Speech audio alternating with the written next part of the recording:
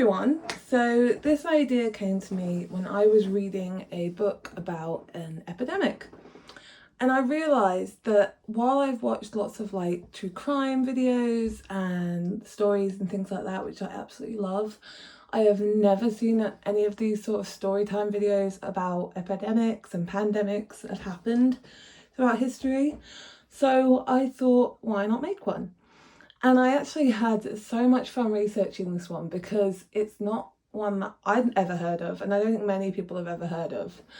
And it just, for me, I did a biology degree and I was always fascinated by sort of viruses and how they worked and things like that. So this was right in my wheelhouse.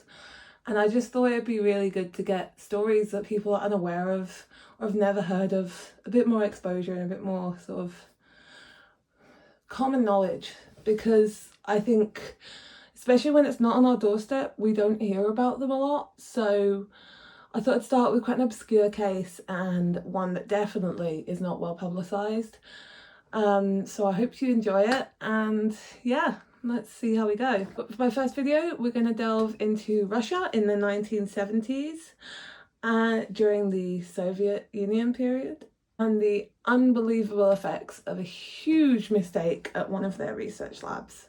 You'll have to forgive my pronunciations. We are going to be dealing with places in Russia and I do not speak Russian, so I will do my best, but if I'm pronouncing anything wrong, I am very sorry. The story today we're going to be telling begins in a place called Sverdlovsk. It's roughly 850 miles east of Moscow and was at the time within the Soviet Union. In the period of the Soviet Union, they renamed this city Sverdlovsk, and they named this after a famous leader of the era named Yakov Sverdlov. They developed the area to support heavy industry.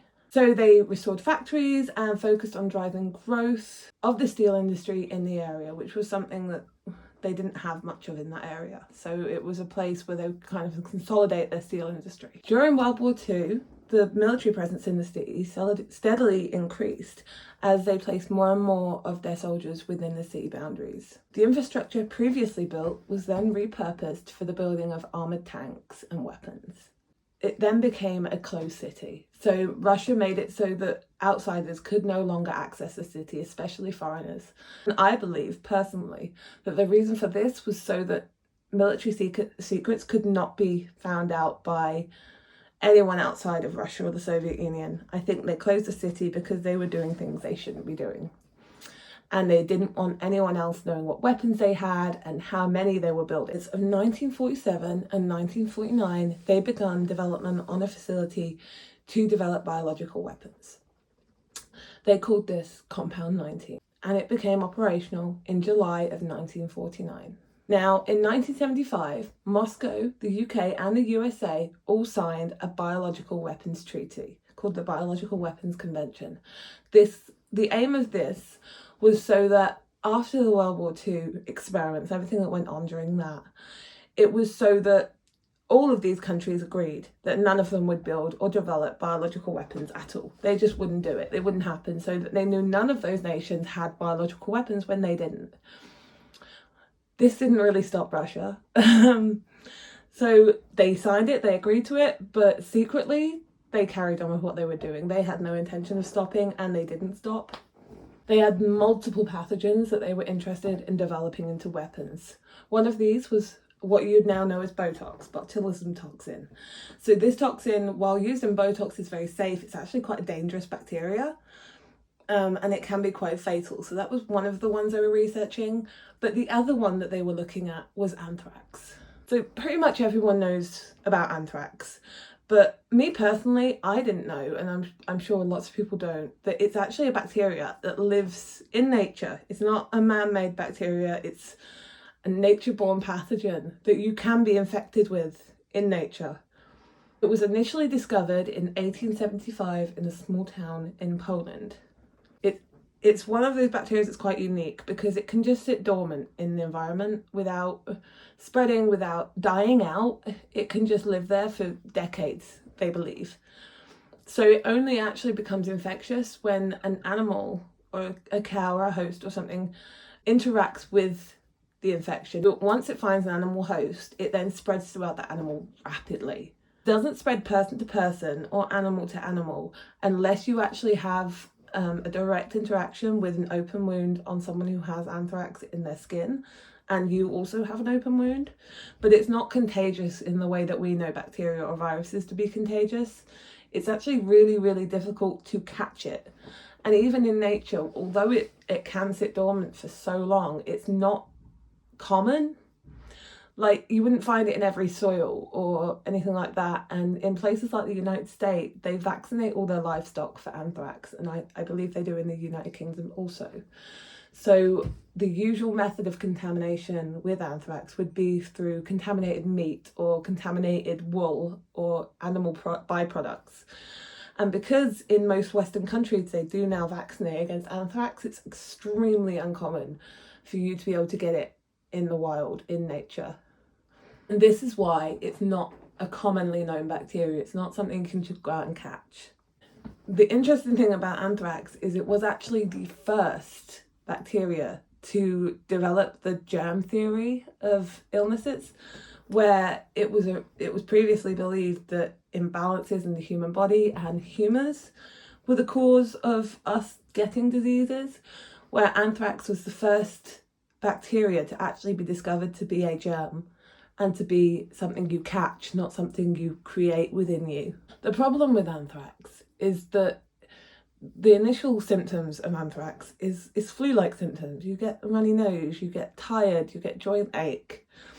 But unless it's diagnosed during those first few days where you have flu symptoms, the treatment generally doesn't work.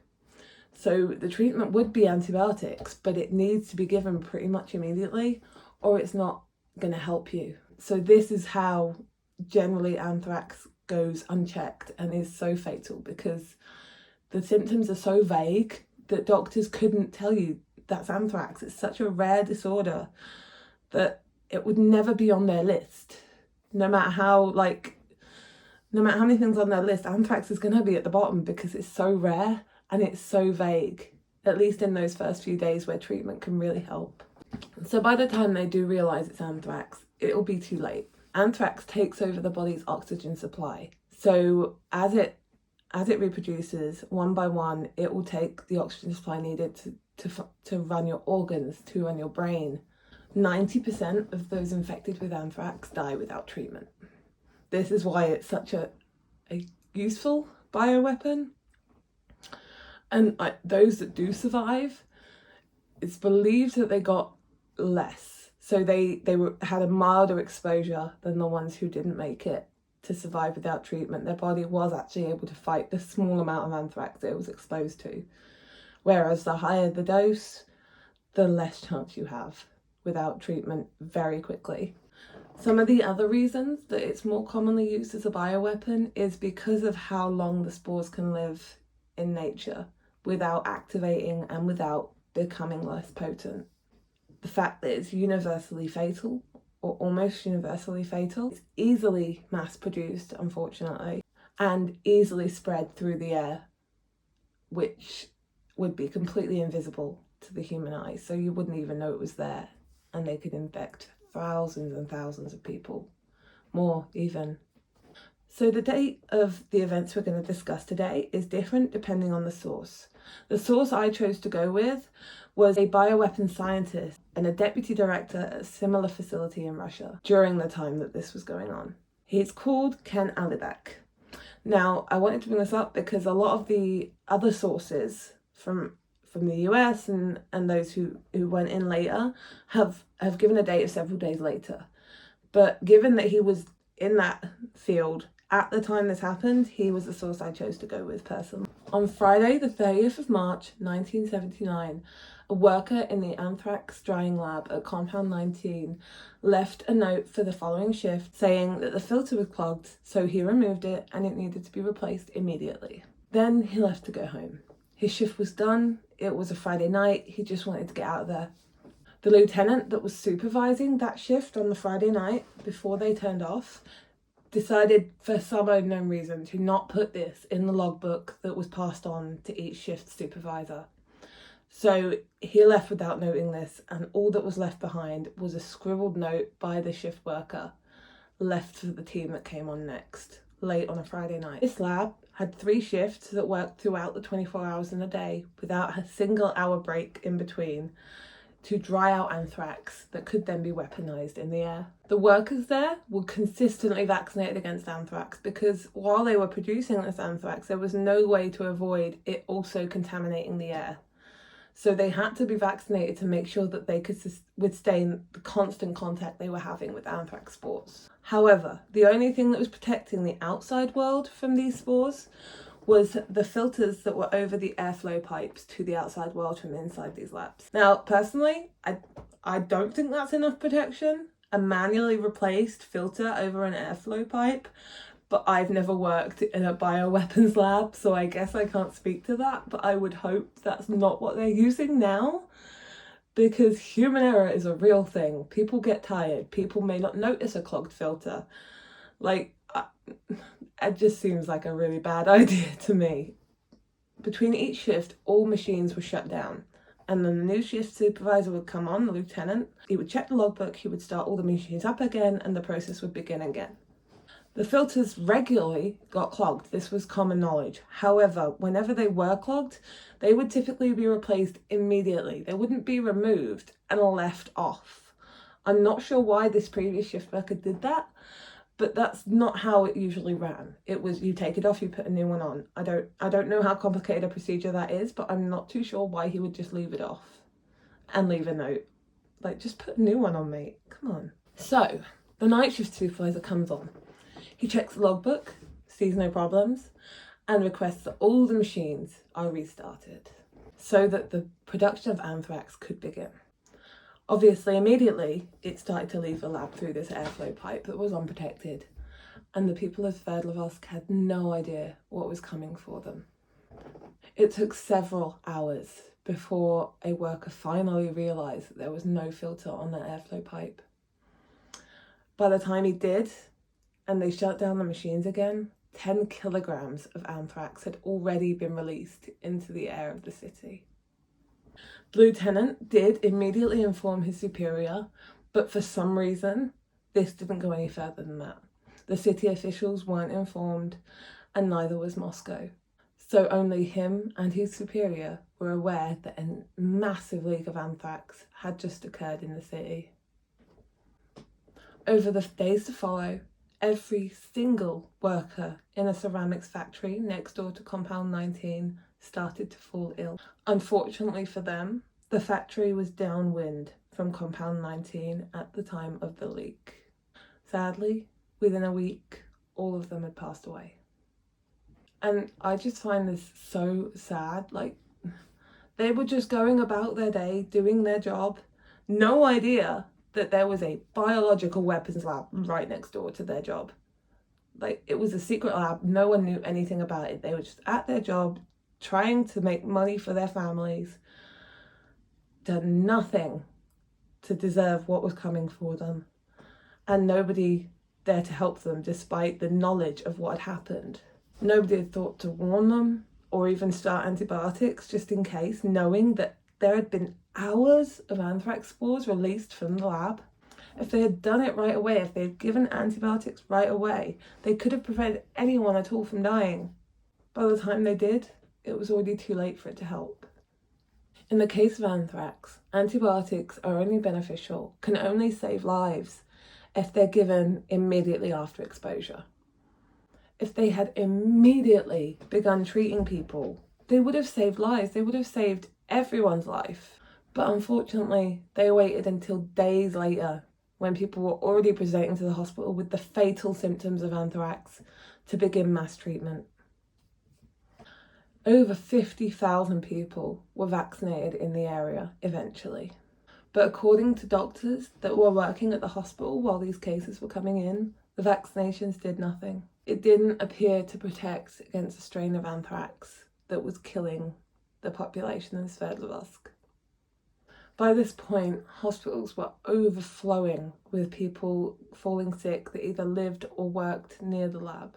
Fortunately, there were very few children that fell sick, and this was because the way the wind blew that day prevented the anthrax from pretty much leaving the factory district where the release had occurred. If the wind had gone the opposite direction, it would have caused a shroud of anthrax over the entire city. The last case was reported on the 19th of May that same year. The data that is currently available shows that 96 people fell ill, and of those that fell sick with anthrax, unfortunately, 66 of them died. This number is debated, however, with a worker from a different factory putting the death toll at 105. One pathologist that performed the autopsies at one of the hospitals on the victims of anthrax managed to keep some of her diary entries and tissue samples from the KGB agents that were seizing all of the material on these cases. She has one diary entry that states, and I will read this off: April 20th, 1979, 350 ill, 49 dead. So that was long before the last recorded case, and only at one hospital.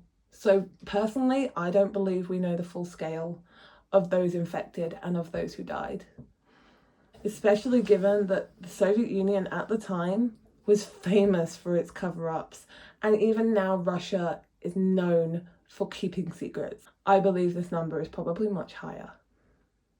And then there are those, and we have to think about those, that didn't seek medical help, that didn't get the correct diagnosis, or that died in their homes.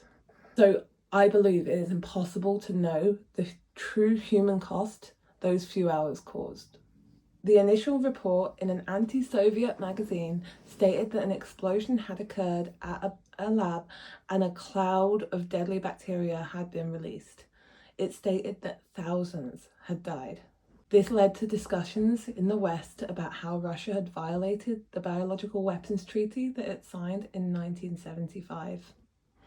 Moscow denied these claims. They stated that there had been a natural outbreak of anthrax among domestic animals in the region. They stated that only a few people had been infected, and those were the ones that had been in contact with the infected animals. They had been successfully treated, and there were no fatalities. The residents of Sverdlovsk were told that contaminated meat had led to the outbreak. There were even flyers posted everywhere telling people not to purchase meat from unofficial vendors. They did absolutely everything they could to spin a web of lies to cover up their mistakes. They rounded up over 100 stray dogs and killed them, claiming that they had eaten this contaminated meat that didn't exist. Personally, I find it unbelievable the lengths that Russia will go to cover up their lies. They violated the treaty. They made the mistake that caused the death of at least 66 people, and they're there killing stray dogs, claiming you shouldn't buy meat from people in markets because it's contaminated. I just find it shocking. Then they went on to arrest several market vendors that sold meat, claiming that they had been selling the contaminated meat. Now, these were innocent men.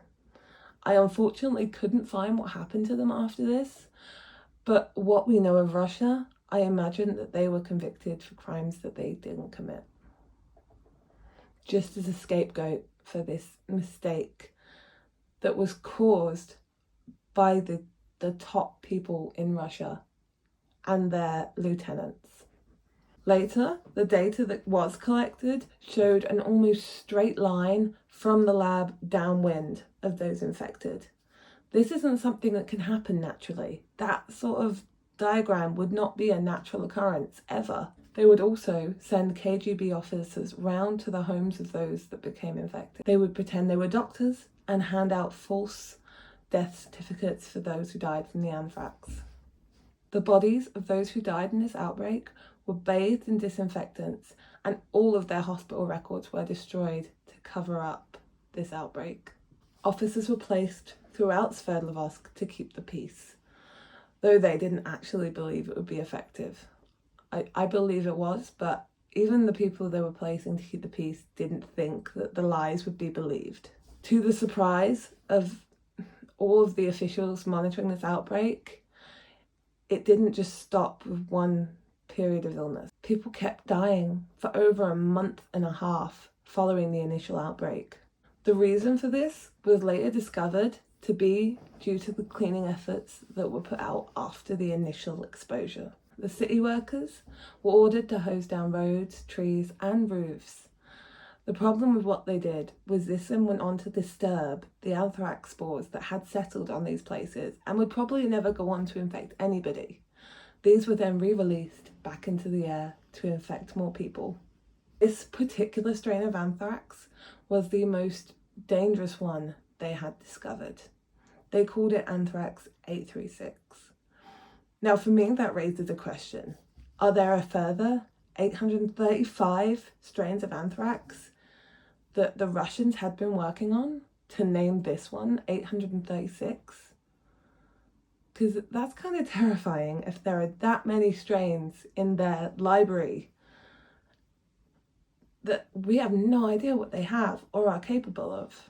This strain in particular was only discovered due to a leak in a different lab. The previous leak had accidentally entered the sewage system in Russia in 1953. Luckily, it was quickly discovered and cleaned up, but unfortunately it continued to spread in the rodent population in those sewers, despite the fact that the sewers were disinfected regularly to try and eliminate the remainders of the anthrax that were in there. In 1956, a scientist involved in this tested some of the rats in that sewage system. And unfortunately for those residents of Sverdlovsk, he discovered in one of those rats Anthrax 836, the most virulent strain they had ever come across. He was then ordered to make more of it. After the events of this outbreak, those higher up in the chain decided that they could no longer use Compound 19 to create biological weapons. It was too much of a risk of exposure to the West, to their treaty, to their mutual agreements with people that they wouldn't be doing this. So they decided that they would just relocate the lab, the staff, the production line to a new compound in Kazakhstan. And Compound 19 ceased production, we believe. The lieutenant that failed to note the missing filter before he left that shift on the Friday night was Lieutenant Colonel Nikolai Chernyshov. Apologies for my pronunciation there. He would never receive any punishment for what he did that day in March in Sverdlovsk, and would go on to be relocated along with the lab to Kazakhstan to continue working in the lab. His colleagues never knew that he was the initial cause of the outbreak that went on to kill 66 people. The man they were working with, lieutenant they worked under, and they had no idea what he had done. There was never a thorough investigation carried out by Moscow or the KGB because they believed that this would risk the truth coming out to those in the West. And that is something that Russia was never going to let happen.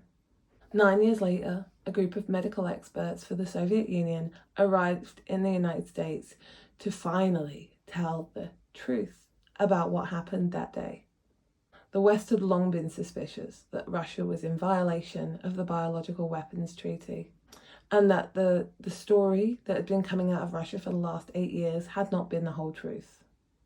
This delegation from Russia came with files, medical records, everything that they believed the US would want to see to prove that it was in fact contaminated meat that led to the outbreak in Sverdlovsk. For some unbelievable reason, the Americans believed this. Now, I'm sure they know that Russia can doctor evidence. They can say whatever they want. It's their medical papers. But America actually believed it. And at that point, that was the end of any further investigation. However, in 1993, the truth was finally revealed. The new president, Boris Yeltsin, who was part of the initial cover-up, finally revealed the truth in an interview he gave. He told the interviewer that the cause of the outbreak was military developments, while vague, was verifying the belief that initiated in the West that it was not a natural outbreak, but one caused by biological weapons development. He told the interviewer that the cause was military developments. So unlike the story they'd been peddling in the United States that it was a natural outbreak caused by contaminated meat, this finally verified the theories that had been hanging around ever since that day in 1979 to prove that it was not a natural outbreak, but something that occurred because Russia was violating the Biological Weapons Convention and creating weaponized anthrax. He stated that he had initiated a shutdown of the factory as soon as he was made aware of the outbreak, despite the fact that we're all aware that the factory was simply moved. It wasn't just shut down. It didn't just go, okay, we're going to stop now. We made a mistake. Let's just stop all of our development. They just moved it to Kazakhstan where they felt they could get away with it better. He promised that those who were affected and were still alive would have increased pensions when they came of age in respect of their suffering. However, even as late as 1998, the official line coming out of Russia was still that contaminated meat caused this outbreak. The victims who did survive have never received a penny extra in their pensions as compensation for what they went through, completely unnecessarily. Years later, a colonel from the KGB told Ken Alibak, "They are idiots. They killed a lot of people," confirming what he'd managed to piece together about the events that happened that day in March.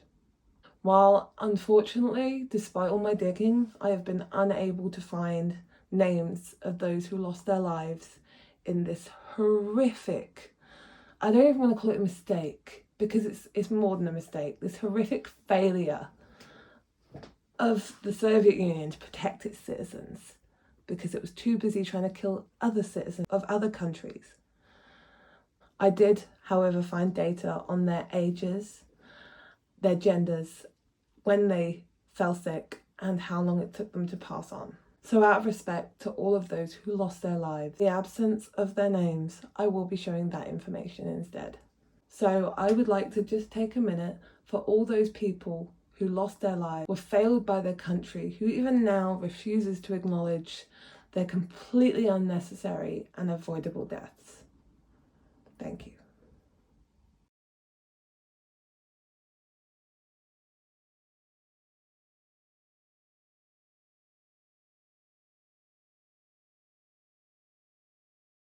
Thank you for watching and have a great day.